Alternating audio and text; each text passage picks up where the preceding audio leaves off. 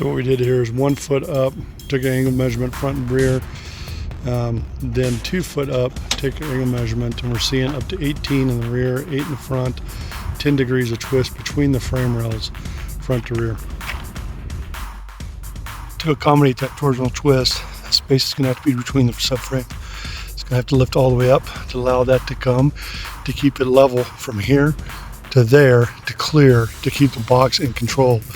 So this right here is going to dictate the height and the clearance needed back here. It's going to have to be a 3-point.